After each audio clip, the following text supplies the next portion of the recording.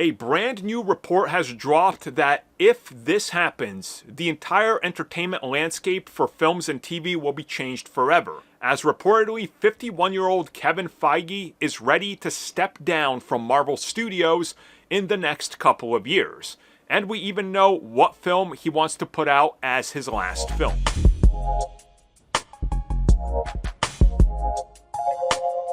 Great, the second time I got to record this because the first time the audio for some reason got a loud buzz behind it. That's great. That's just great. I made like an 18-minute video on this and now I'm not going to repeat all that. So I'm going to have to bring everything down to, I don't know, we'll see how long this goes. But let's talk about what's going on. So as the title of the video says, Marvel Studios head Kevin Feige is expected and planning on stepping down as the lead of Marvel Studios. Now, let's talk about this. It's going to be a bit of a longer video. So, Marvel Studios obviously built their success off the back of Kevin Feige, who got his start working for Richard Donner and his wife. Yes, the man who brought us Superman. He was a low-level executive and essentially getting their coffee. He was there for the birth of Spider-Man under Sam Raimi and X-Men, and he saw a vision. He then went out there and built a indie studio. Marvel Studios was an indie studio. People don't understand this. They didn't have any funding for any of the films.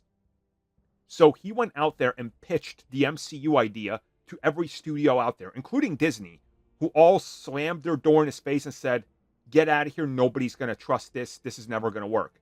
He then independently got loans from banks, went out there and got investors and got people on board to fund him $400 to $500 million to make phase one. After Iron Man 1, everybody saw the vision, and then Disney obviously got in bed with Iron Man 2, and the rest is history. He's went on to redefine Hollywood just as much as the president of Lucasfilm, Kathleen Kennedy.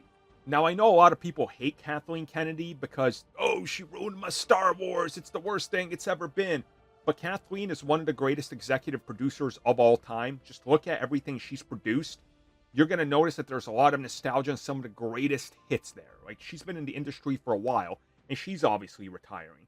Kevin Feige is probably on that same page. You know, he's looking to eventually retire.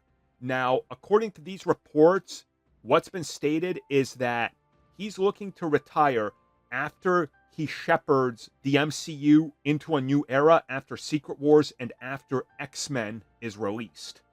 Now, I've seen some people say he wouldn't do this because the money. Guys, you need to understand this. Kevin Feige has built the MCU $31 billion worth of profit. And we're just talking like the films, right? We're not talking about how much money they've made off of action figures and things like that, which is way more than the films ever make. And I get some people have issues with some of his productions and content and whatever else, but you got to understand what he's been able to do and how he single-handedly saved Marvel as a brand, you know? And you got to look at the bigger picture here. If he retires, he will always be connected to Marvel Studios and everything live action, cartoons, comics going forward. He could walk out today and the rest of his lineage for the next 1,000 years, or as long as Disney lives, will be wealthy. He's got that much royalties tied up to his name and his estate. It's absolutely insane. And Feige's already done more in the short amount of time he's been in the industry, which is like 25-ish years, than almost any other producer. You know, he himself saw the vision, executed on it, got it done. And he's at the point where, does he need to do anything else? And also, he's probably at the point right now where he's like George Lucas. No matter what he does, it's terrible, it's awful, he should retire, he should be fired, something should be done with him, we hate him.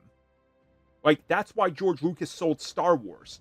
He was sick of the fans constantly hating him no matter what he did. And now those same fans are the ones that are championing the things that they hated, that they made him retire for, by grifting like that was the greatest thing ever, even though they hated it. It's a weird pattern we're in, and this is just how nerd culture goes. And believe me when I tell you, Kevin Feige could walk away today and Marvel Studios would fall apart even worse. They got to be careful with this. And maybe if he steps down as president of Marvel, maybe there's something else. We've heard they're going to need somebody else to run Disney. Could that be Kevin Feige after the new interim CEO comes in for the next couple years? It would certainly line itself up. The next X-Men is reported coming 27 or 28, so a couple years away. That gives them enough time. It's a very, very fascinating and interesting scenario to look at. And what we're seeing right now is that essentially, if this was to happen, Marvel would need to start prepping somebody to take over. Now, I think it's a pretty easy, obvious, transition to somebody else like Brad Winderbaum, who's been with Marvel Studios for the better part of its entire existence, and he now runs animation and TV. I think he probably would be the optimal choice for the job, But also, let me toss this out there. What if Kevin Feige wants to leave on, the highest note possible? He puts out Doomsday, another Spider-Man film, locks in that deal. He puts out Secret Wars. The next film after Secret Wars is a fresh X-Men reboot. Suddenly, he walks away.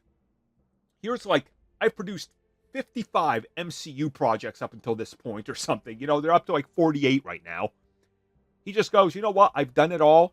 We've set up a rebooted universe. I'm handing the reins off to somebody else. I think that that's the only reason he would want to, because he can go live out the rest of his life in peace. He doesn't have to worry. He doesn't have to go out there. He doesn't have to jump between all the sets and constantly be flying around to make sure productions are on point. Something like that feels very, very, on point to me. I don't think he's going to move to another studio like some people are speculating. They could probably try to get him, but I don't think he's going to do that. I think he, from the start, wanted to build Marvel and save it, and he did. And that's really what his job and mission and task and in life was, So if he does leave, I'll say it. I'll be bummed. The man doesn't get enough credit for how he took Thor and Iron Man and Captain America, comics that could barely sustain a run, and made those characters into household names where people now are pissed that those characters aren't the exact ones from the movie. That's a task that not a lot of people can say they've accomplished, and he can. So we will see what happens in the next couple years. I'm assuming if he does choose to step away, it'll be an announcement that's made in advance, and they'll announce then a successor, and we'll see what happens from that point on. But truly, this would be the end of an era, not just for Marvel, but for Disney and Hollywood in general. Because under his leadership, 8 of the last 12 years, year over year, box office records were broken thanks to the MCU. Thank you for checking out that video, and thank you for your continued support. Feel free to like, share, subscribe, do whatever you will, and if you're so inclined and would like some additional content from us, which includes unfiltered content and bonus discussions, we do offer exclusively in our member section. We hope to see you there. So thank you for watching, and have a good one.